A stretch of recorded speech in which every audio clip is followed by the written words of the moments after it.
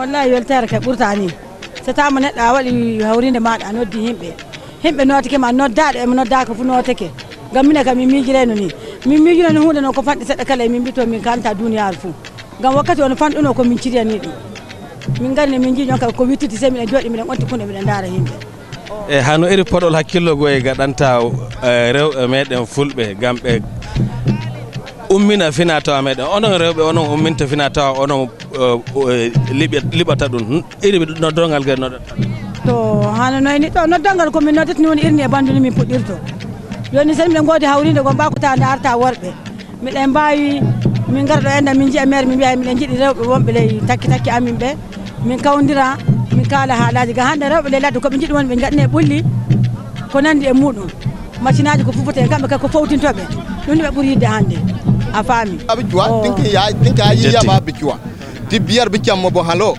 bu bat manu mo hal bo halo mo go tim miyar yala utien ko yo kulo den lafiya utien ko yo kulo den lafiya hottungo zarmucine gade hottungo ma amayo day fulancine no do hottungo day gati wo kimar gon kuni te kambore diwo on gati almanay foro irwo irbeiraga o to foro mo irno ni sigira alhamdulillah innir koy sabu zama jama wo kirdi hine irwo wal irla kale kani sintina kirba irma ta irmil ba jama'a ska yakine irma na ci bora kulse abin da za borki ce za borki mace kunno ka irin bora kul sabu irkom kondaram bani aram maran ko argar bani borkul kanir gaksine kan forote irgo garan wanda go gumu irgo garan sabu gelaji bore kulu go garan sabu irko aran sabu irko maran berandi irko maran bana irko mirche o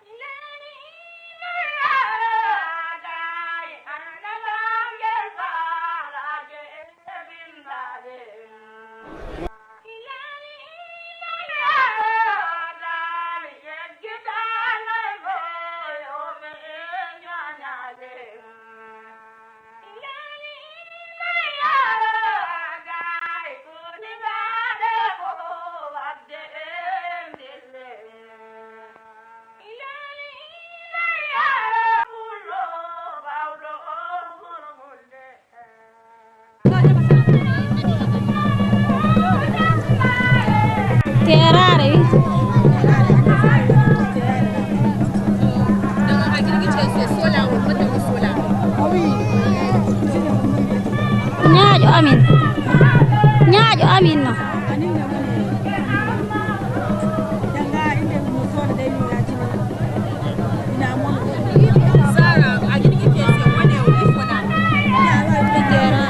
terare vite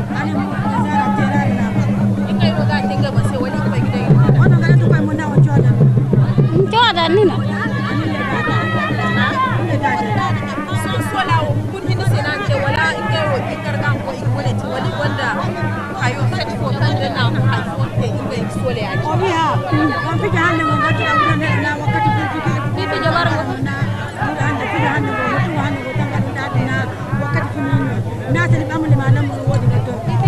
Ijo wargo hu mine kamin gattan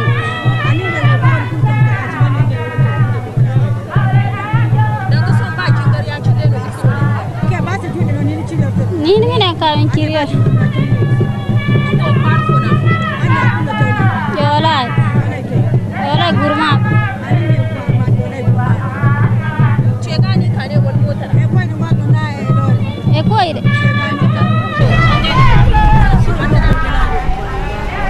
barku dingana zumendom wala barbay barki barku dingana zumbeno wala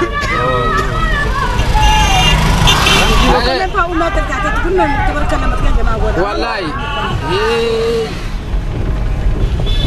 malam bello ayne david yendere idare david yendere.